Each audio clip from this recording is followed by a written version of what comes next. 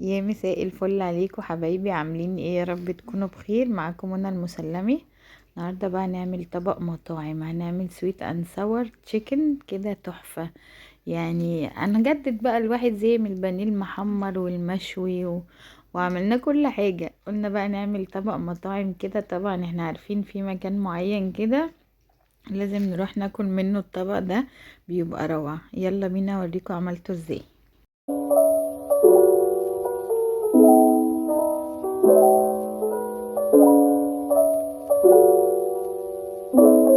بص، انا هنا جبت نص كيلو من البانيه كده، حطيت عليه نص معلقه ملح وفلفل وبابريكا.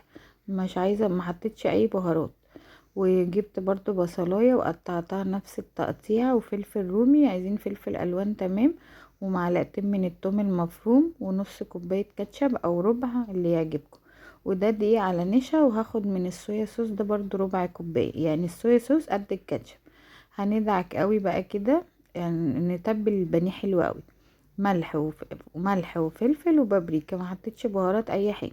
وهحط معلقتين صويا كده، بيخلوا الطعم رهيب، يعني محدش يتضايق من طعمها، لا والله طعمها حلو قوي وهتعجبكم. هنقلبها حلو قوي كده بقى. يبقى هنا حطينا على البانيه ملح وفلفل وبابريكا ومعلقه صويا كده. وده نشا على دقيق، يعني مثلا هنقول نص كوبايه نشا ونص كوبايه دقيق. وهنعمل البانيه كده في الخليط ده. هو المفروض ان يعني الطريقة الأصلية نحطه في الدقيق، وبعدين بيض، وبعدين بقسماط. انا اختصرت بقى الخطوة دي كلها باللي انتوا شايفينه ده.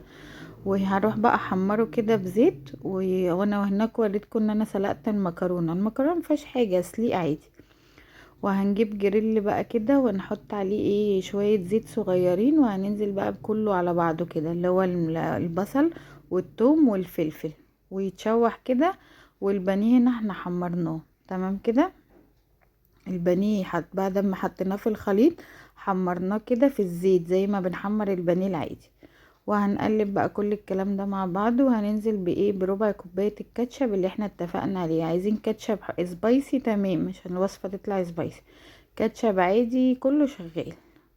وهنقلب بقى كل الكلام كده مع بعضه.